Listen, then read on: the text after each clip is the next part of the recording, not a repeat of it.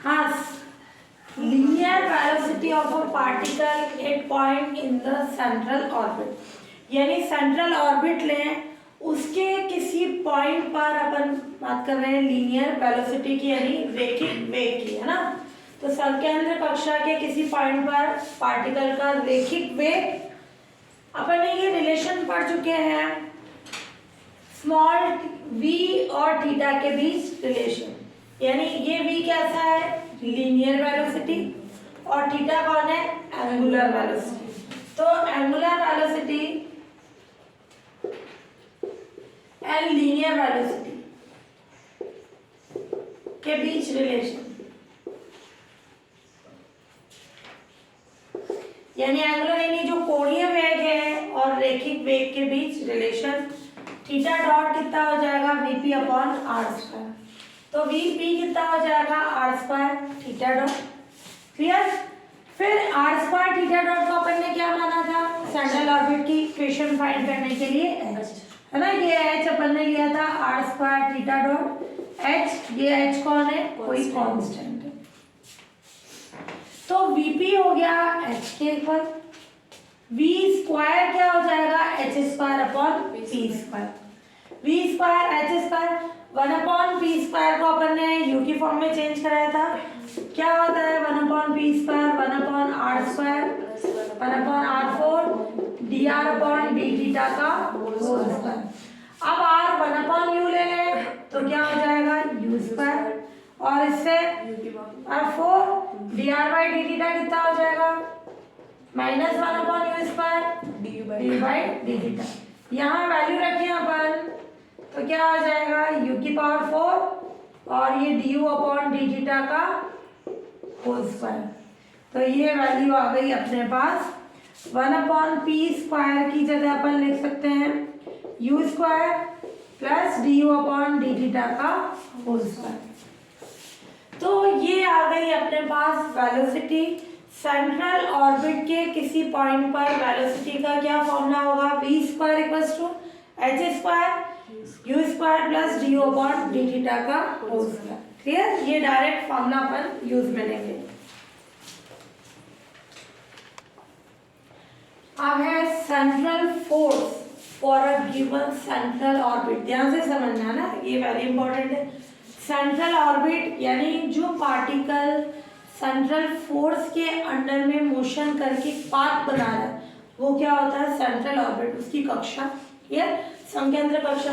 तो जब अपने को सेंट्रल ऑर्बिट की इक्वेशन दे रखी हो तो अपन क्या निकालेंगे, सेंट्रल फोर्स, यानी लॉ ऑफ फोर्स फाइंड करेंगे कि बल नियम कितना होगा, क्लियर।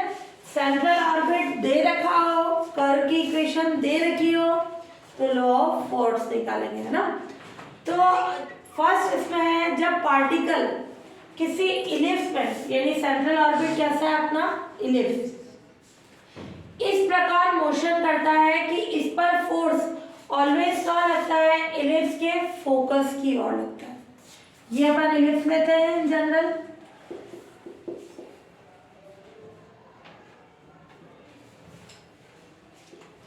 ये एक्स एक्सिस, ये वाई एक्सिस, ये सेंटर, ये क्या हो जाएगा इसका फोकस, नाभि,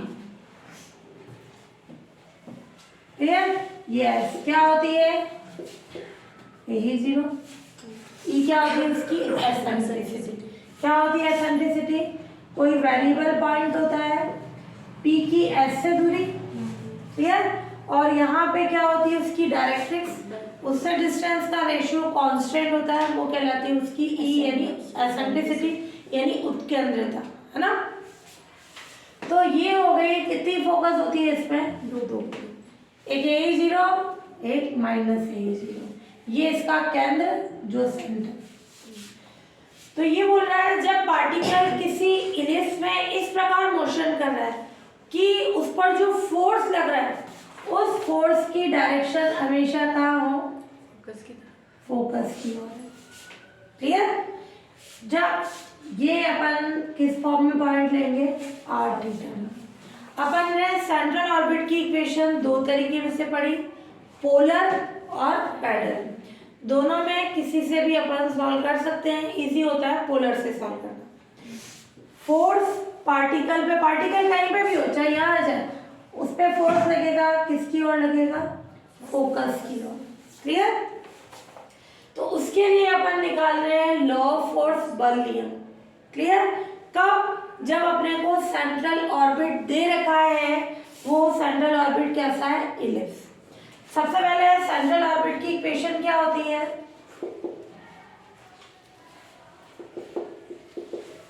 पोलर फॉर्म में क्या पढ़ी अपन ने, u plus D two U upon D theta square F upon H square, where F क्या है यहाँ, सेंट्रल फोर्स, केंद्रीय बल है ना। वेयर एफ क्या है, सेंट्रल फोर्स यानी केंद्रीय बल।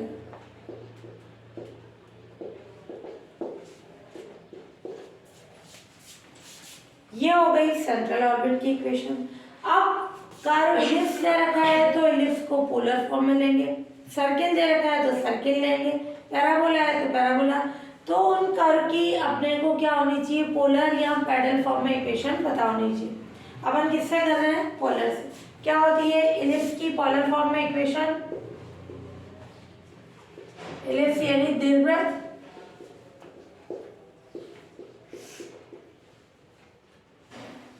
की पोलर फॉर्म में इक्वेशन क्या होती है, L upon R 1 plus E cos theta. ध्यान से देखना, कोई सा भी कर्व हो उसकी पोलर इक्वेशन पता होनी चाहिए। जनरल मेथड बता रही हूँ, इस r को किस में चेंज कराएंगे, u में। r क्या होता है, 1 अपॉन u में चेंज करा के इससे ड्यू बाई डी थीटा निकालेंगे, D two U upon D theta square निकालेंगे, उसको इक्वेशन फर्स्ट में पुट कर देंगे। सॉल्व करने पर f की वैल्यू आएगी u की फॉर्म में, वापस u को किस फॉर्म में चेंज करा देंगे, r की फॉर्म में। तो वो बल नियम आ जाएगा, लॉ ऑफ फोर्स किसकी फॉर्म में, r की फॉर्म में, वो फाइंड करना। तो किसी भी कार के लिए लॉ ऑफ फोर्स फाइंड करना है तो उस कार की पोलर फॉर्म में इक्वेशन लो। पेडल भी ले सकते हो, जब मैं यहाँ पेडल ले रही हूँ तो यहाँ पे भी पेडल वाली अपन ने पढ़ी सेंट्रल ऑर्बिट की इक्वेशन, पेडल ले लेंगे।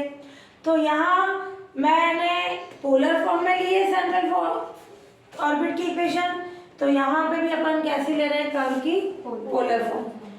u में चेंज कराओ, du by D theta, D two U upon D theta square find करके फर्स्ट में पुट कर दो। सॉल्व करने पर f की वैल्यू फाइंड करेंगे u की फॉर्म में, u को वापस r में चेंज कर दो, वो हो जाएगा लॉ ऑफ फोर्स। सबसे पहले मैंने r को u में चेंज कराऊं तो क्या आ जाएगी कंडीशन, L u, L को भी इधर डिवाइड करा दो, ये आ जाएगा 1 plus E cos theta upon L इधर भेज दिया अपन ने। अब ये आ गई इक्वेशन सेकेंड, इससे due by D theta find करें,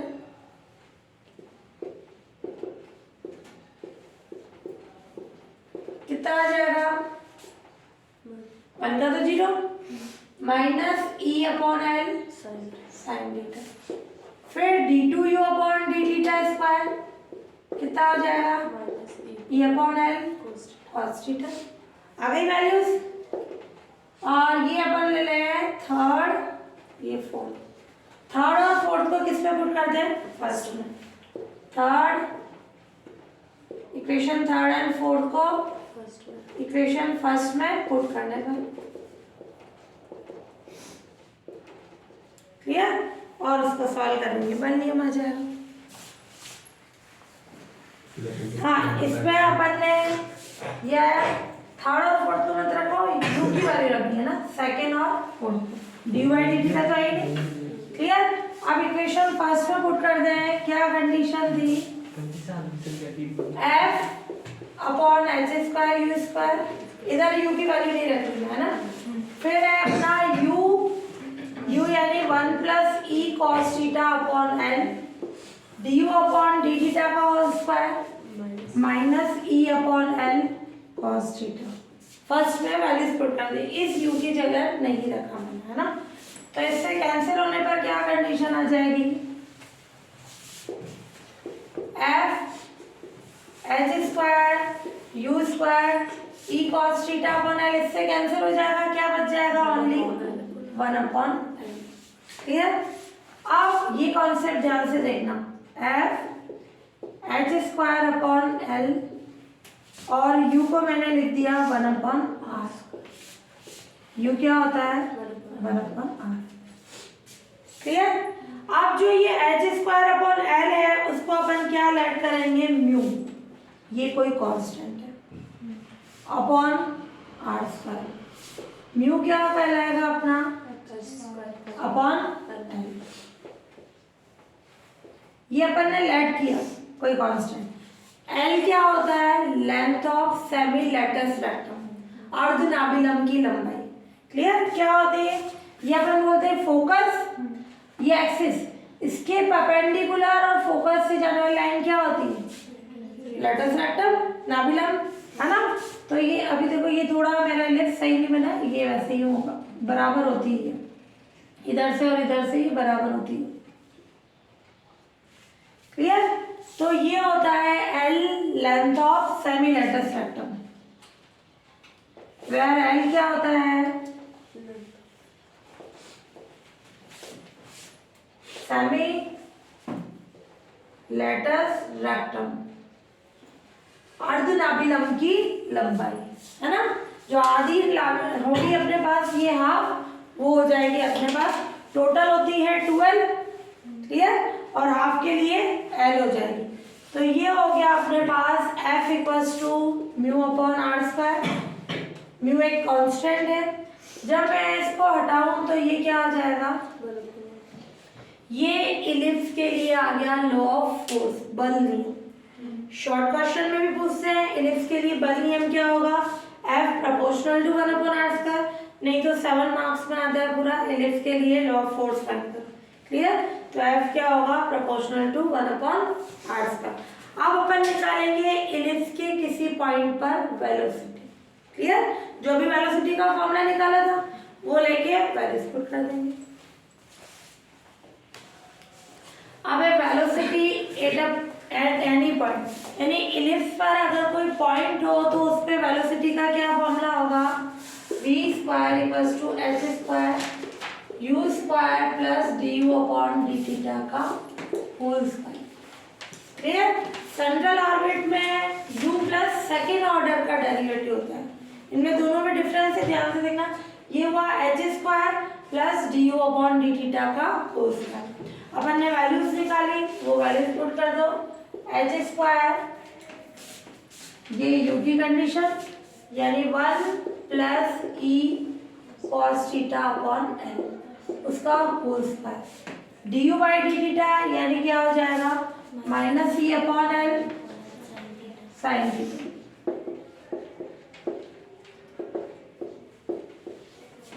क्लियर। ये वेलोसिटी टर्निंग पॉइंट है, यानी इलिप्स का कोई पॉइंट है उस पर वेलोसिटी कितना चाहो, इलिप्स के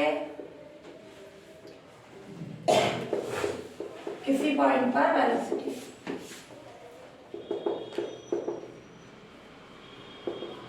जो वेट है वो कितना होगा, है ना। तो अब इसको सिंप्लीफाई करें अपन, तो क्या आ जाएगी condition, v square equals to H square, इसको ओपन करें तो क्या आ जाएगा 1 अपॉन एल स्क्वायर, और नहीं तो एल स्क्वायर एलसीएम ले लो, ये बाहर ले लो। Clear. 1 plus 2e cos theta plus e square cos square theta plus e square sine square theta. Clear. इन दोनों में से e स्क्वायर कॉमन आ जाएगा, cos square theta plus sine square theta 1। तो ये फॉर्म बच गई अपने पास H square upon L square, H square upon L square, ये आ जाएगा 1 plus 2e cos theta plus E square. मैं इसका एक एल अंदर भेज दूँ, अपने पास क्या है 1 प्लस ई कॉस थीटा आना चाहिए, अपने पास है 2e कॉस थीटा। मैंने क्या किया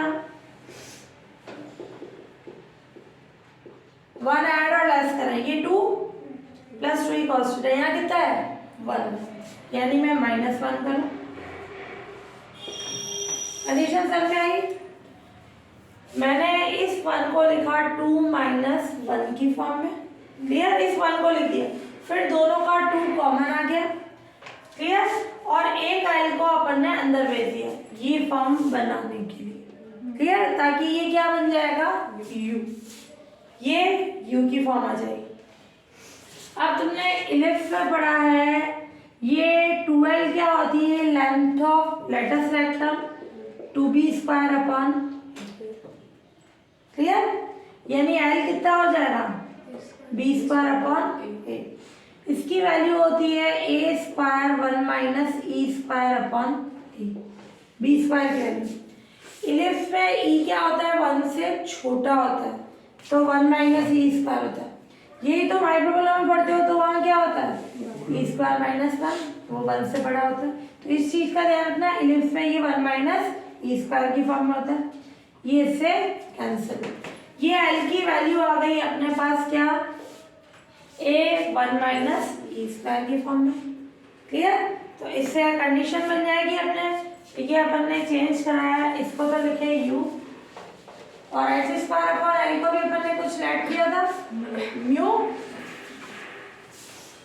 ये आ जाएगा b², ये म्यू,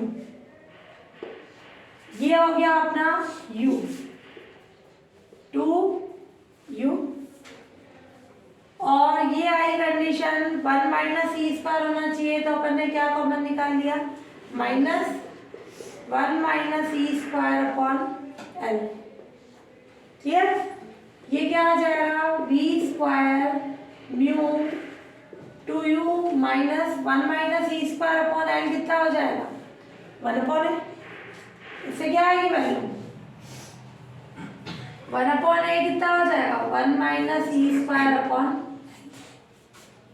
तो ये वैल्यू कितनी हो गई, 1/a। और इससे आ गया वेलोसिटी का स्क्वायर म्यू 2/r, ये 1/a, ये वेलोसिटी आ गई r की फॉर्म में इलिप्स के किसी पॉइंट पर वेलोसिटी। ये था अपना म्यू, किसके इक्वल था अपने पास, यहाँ h² क्या था, यानी h की डायरेक्ट वैल्यू आगे भी यूज में आएगी, h क्या हो जाएगा, √μl। इलिप्स के लिए h क्या होता है, √μl, where l क्या है, लेंथ ऑफ सेमीलेटस रेक्टम, है ना, अर्धनाभिलंब की लंबाई। हाँ, ये वाला कॉन्सेप्ट ध्यान से देखना, पीरियोडिक टाइम यानी आवर्तकाल। ये फॉर्मूला होता है rate of description of sectoral area, यानी ये जो कर्व है अगर कोई, है ना, सेक्टोरियल एरिया का मतलब होता है कि ये पोल, दो रेडियस फैक्टर ने जो एरिया बनाया, पहले पार्टिकल यहाँ था, पी से क्यू गया, क्लियर? तो रेडियस फैक्टर से जो बना एरिया होता है वो कहलाता है सेक्टोरियल एरिया, यानी त्रिज्यखंड से बना लिया। अब वो रेट ऑफ डिस्क्रिप्शन, उसका रेट हमेशा किसके रेस्पेक्ट में होगा, टाइम। तो rate of description of sectoral area यानी त्रिज्यखंड के निर्माण की दर, रेट बोल रहे हैं, वो फॉर्मूला होता है h/2 के इक्वल। h एक कांस्टेंट है तो h/2 भी क्या होगा, एक कांस्टेंट। ये हुआ जब इतने पोर्शन के लिए एरिया बना। अब अपन पूरे इलिप्स की बात करें तो पूरे इलिप्स की, यानी पार्टिकल यहाँ से लेके इलिप्स पे पूरा घूम के वापस ये आया, तो वो उसका क्या होगा, पीरियोडिक टाइम, क्लियर? तो ये पाई ए बी यानी सेक्टोरियल एरिया, यानी पूरे इलिप्स का एरिया कितना होता है, पाई ए बी, ये इलिप्स का एरिया। और जब पूरा चक्कर लगा के आया था उसका टाइम कितना होगा, डी। जहां से गया वहां पे वापस आया, वो उसका पीरियोडिक टाइम किसके इक्वल होगा, h/2 के। तो t कितना हो जाएगा, 2πab/h। h की भी वैल्यू करने है, क्या होता है, म्यूएल, क्लियर? l कितना होता है, b²/a, क्लियर? तो ये हो जाएगा अपने पास √μ/a, b अंडर रूट से बाहर आ जाएगा। तो इस इसको इस फॉर्म में चेंज करा है तो ये क्या हो गया 2πab, h की वैल्यू क्या आ गई b अंडर ऑफ म्यू और ये अंडर ऑफ a, b से b कैंसिल यानी 2 अंडर ऑफ म्यू और ये a की पावर 3/2। क्लियर। ये इलिप्स के लिए क्या आ जाएगा पीरियोडिक टाइम। अपन एसएचएम के लिए तो लेते हैं 2π/100, इसमें एक्स्ट्रा a की पावर 3/2 भी क्या हो जाएगा मल्टीप्लाई। a और b क्या होते हैं इलिप्स में,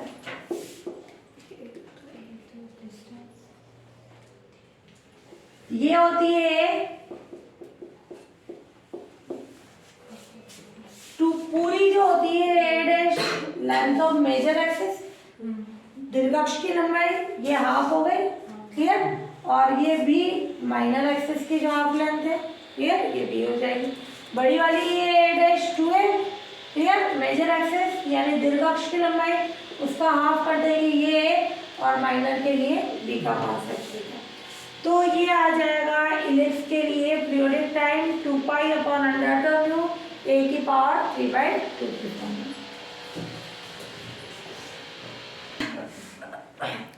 अब है क्वेश्चन सेकंड जो है इसका कि जब पार्टिकल सेंट्रल फोर्स यानी केंद्रीय बल के अंडर में इस कर्व में मोशन कर रहा हो, जैसे पहले वाला कर्व क्या था इलिप्स। क्लियर। केवल इलिप्स नेम दे रखा था अपने को, इलिप्स की जनरल फॉर्म में पोलर फॉर्म में इक्वेशन बता दी, वो ले ली। यहाँ कर्व दे रखा है अपने को। तो पहले तो क्या होती है, ये क्या है सेंट्रल ऑर्बिट की इक्वेशन क्या होती है, जो संकेंद्र कक्षा है F/u² u plus d2u/dt, where F क्या है सेंट्रल फोर्स केंद्रीय बल। सबसे पहले जो गिवन कर्व क्या है, given equation of curve r की पावर n a की power n cos n theta. ये सेकंड। सबसे पहले क्या करेंगे, इसको r को u में चेंज करेंगे, क्या हो जाएगी u की पावर n a की power n cos n theta. r क्या होता है 1/u। अब तुम्हारे अकॉर्डिंग कैसे भी इसको सॉल्व करके du/dt d2u/dt स्क्वायर निकालो। चाहे तुम इसको u करो, ये क्या हो जाएगा 1 a की पावर n u की power n cos n theta, या तो तुम u की वैल्यू निकालो। कैसे निकालोगे, ये दोनों यहाँ डिवाइड हो जाएंगे, फिर u की वैल्यू निकालने के लिए होल पावर लगानी पड़ेगी। क्लियर। cos n थीटा पे होल पावर 1 बनाएगी, वो थोड़ा लेंथी हो जाता है। इजी वे में जब पावर हटानी हो तो क्या ले लेते हैं लॉग। क्लियर। लॉग लेके फिर डिफरेंशियल करेंगे। तो अपन क्या करें, इक्वेशन सेकंड का बोथ साइड लॉग लेंगे, इक्वेशन सेकंड का बोथ साइड लॉग लेने का क्या आ जाएगा, log 1 is equals to log a की पावर n u की power n cos n theta. log 1 कितना होता है 0। log की प्रॉपर्टी से log m इंटू n क्या होता है प्लस में आ जाता है, तो ये आ जाएगा log a की पावर n। ध्यान से देखना, ये log u की पावर n log की प्रॉपर्टी से पावर आगे आ जाती है, मैं आगे ले रही हूँ, इसमें ले ली, ये कांस्टेंट था, आगे लो ले लो, डिफरेंशियल 0 हो गई, और log cos n थीटा। अब इसका क्या करें, थीटा के रेस्पेक्ट में डिफरेंशियल करें। तो इक्वेशन सेकंड थर्ड है ना, ये सेकंड थी, ये थर्ड, ये फोर्थ। तो बाय इक्वेशन फोर्थ लिखना चाहो थीटा के रेस्पेक्ट में डिफरेंशियल कर सकते है ना। ये 0, ये कांस्टेंट का 0, ये n log 1/u u का du/d थीटा, फिर इसका 1/cos n थीटा, cos का माइनस sin n थीटा, फिर n थीटा का इंटू n। इसको सॉल्व करके D U by D theta निकालें, इसको इधर भेज दो, minus N upon U D U by D theta और minus N sine N theta upon cos N theta, minus N से minus N cancel, D U by D theta कितना हो जाएगा, यू टेन एन थीटा। ये equation fifth, clear. By equation fifth differential करें, D two U upon D theta square कितना आ जाएगा, U constant, tan N theta का sec square N theta, फिर एन थीटा का एन, तो ये क्या होगा N sec square N theta, फिर tan N theta constant, U का D U by D theta, वापस D U by D theta की वैल्यू रख दें, तो ये क्या हो जाएगा N U sec square N theta और D U by D theta की वैल्यू रखेंगे तो क्या हो जाएगा U tan square N theta. इन वैल्यूज को किस पे पुट करेंगे, फर्स्ट में, clear. Law of force find कर लेंगे तो हाँ, इसकी वैल्यू पुट कर दो D two U upon D theta square की, क्लियर। तो D two U upon D theta square की वैल्यू, यू की भी देखते हैं, अगर वो रिक्वायरमेंट होगी कैंसिल कराने के लिए वो भी रखेंगे, नहीं तो अभी यू नहीं रख रहे की वैल्यू इक्वेशन फर्स्ट पर पुट करना पड़ेगा।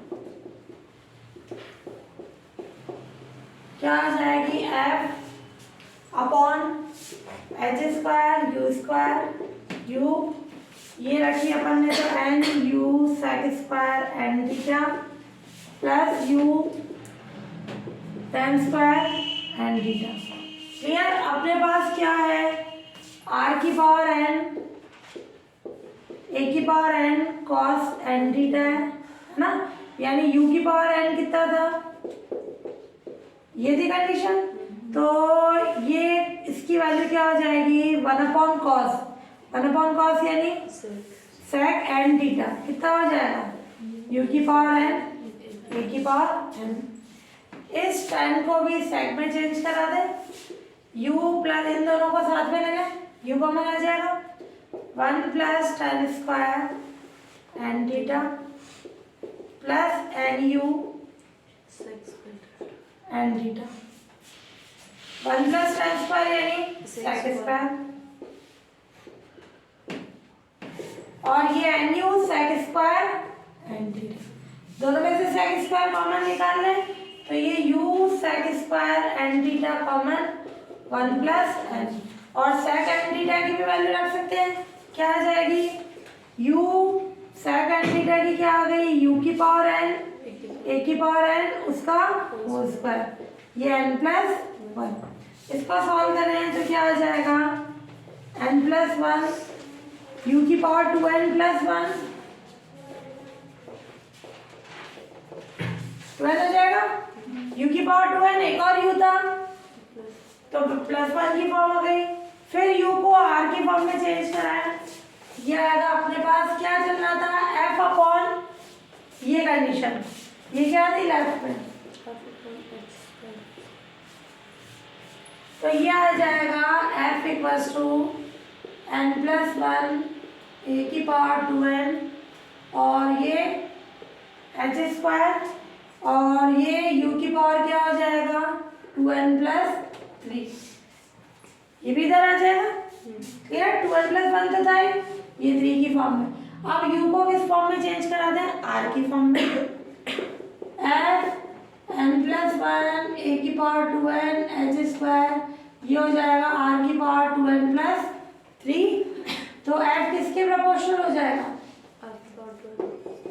ये कांस्टेंट, तो f is proportional to 1 upon या r की पावर 2n प्लस 3, ये आ गया बल नियम, लॉ ऑफ फोर्स।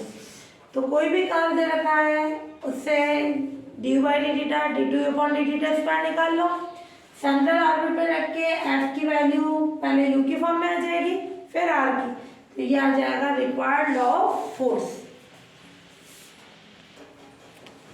हाँ, अभी तक अपन ने क्या किया, इलिप्स दे रखा था या कर्व दे रखा था सेंट्रल ऑर्बिट, उससे अपन ने लॉ ऑफ फोर्स फाइंड किया, इसका उल्टा अब लॉ ऑफ फोर्स गिवन होगा क्या फाइंड करेंगे, सेंट्रल ऑर्बिट की इक्वेशन।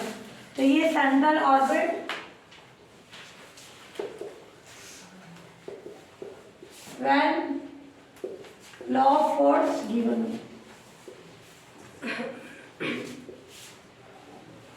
जब बल नियम दे रखा हो। क्लियर? तो इसमें फर्स्ट कंडीशन है जब सेंट्रल फोर्स जो है फिक्स पॉइंट से डिस्टेंस के स्क्वायर के इनवर्सली प्रोपोर्शनल हो। क्लियर? तो जब सेंट्रल फोर्स जो है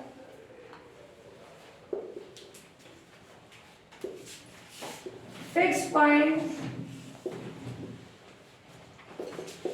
से डिस्टेंस के स्क्वायर के इनवर्सली प्रोपोर्शनल है ना, समानुपाती, दूरी के वर्ग के व्युत्क्रमानुपाती। क्लियर? यानी ये condition F is proportional to 1/r²। Clear? तो अब अपन क्या निकालेंगे इसमें, सेंट्रल ऑर्बिट की इक्वेशन। इस प्रोपोर्शनल को हटा दो तो कोई कांस्टेंट आएगा, कुछ भी ले लो। ये 1/r क्या हो जाएगा, u। सेंट्रल ऑर्बिट की इक्वेशन क्या होती है,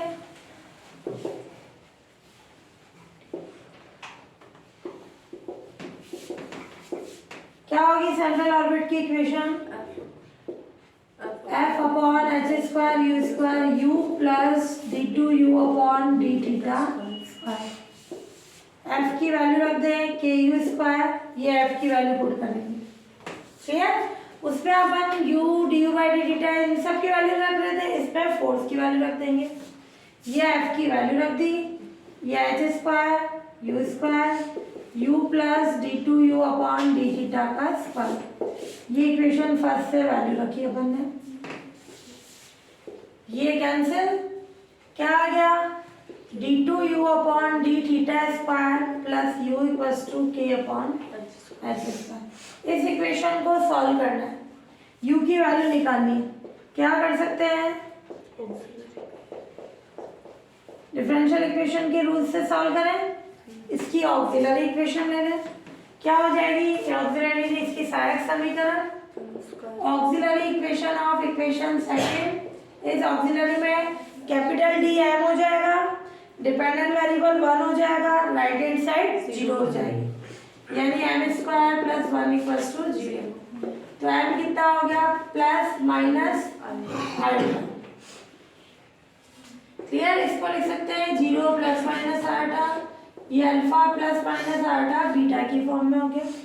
तो CF क्या हो गया, इसका कॉम्प्लीमेंट्री फंक्शन पूरक फलन, अल्फा 0 है, e⁻0 इंडिपेंडेंट कौन है, थीटा, C1 cos बीटा कितना है 1, तो थीटा, C2 sin थीटा।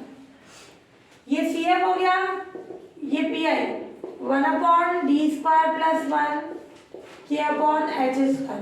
जब भी यहाँ कांस्टेंट होता है दो तरीके से सॉल्व करते हैं, या तो सीरीज मेथड से इसको ऊपर लेके सीरीज बनाते हैं, और या फिर अपन इसमें क्या लेना है, ये k/h² कांस्टेंट है, e⁻0 independent variable theta. e⁻x का क्या रूल होता है, जहाँ जहाँ d है वहाँ a पुट कर देंगे, यानी 0।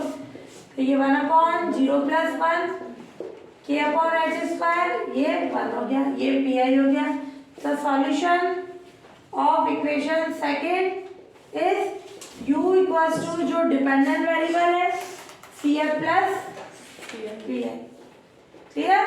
CF और PI की वैल्यू रख देंगे, u आ जाएगा, u को r में चेंज करा जाएंगे, ये सेंट्रल ऑर्बिट की इक्वेशन आ जाएगी। क्लियर? ये हो गया u CF + PI। u ये CF की वैल्यू, ये PI की वैल्यू, मैंने u को लिख दिया 1/r। क्लियर?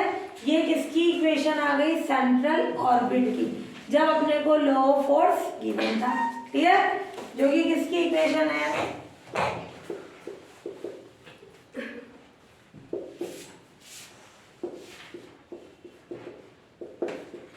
इसको सेट करवाओगे C1 C2 को, जो ये CF का रूल है ये कॉस साइन में भी होता है, ओनली कॉस में भी होता है, ओनली साइन में भी होता है। तो ये ओनली कॉस में साइन में चेंज कराओगे तो ये L/R equals to 1 + e cos theta में लिख सकते हैं। ये एलिप्स के लिए अपन ने पढ़ा था, एलिप्स के लिए लॉ ऑफ फोर्स क्या निकला था, और जब अपन F1/r² ले रहे हैं तो इसको एलिप्स में चेंज करा सकते हैं। क्लियर? और नहीं तो नहीं पता चल रहा है तो अपन बोलेंगे ये सेंट्रल ऑर्बिट की इक्वेशन है कि ये फॉर्मूला अपन ओनली कॉस के लिए लेते हैं और इसको चेंज करा देते हैं L/R equals to 1 + e cos theta, तो ये एलिप्स की इक्वेशन होती है। क्लियर? नहीं है, मैंने कॉस और साइन की फॉर्म में लिखा है तो ये जनरल फॉर्म में क्या आ गया, सेंट्रल ऑर्बिट की इक्वेशन।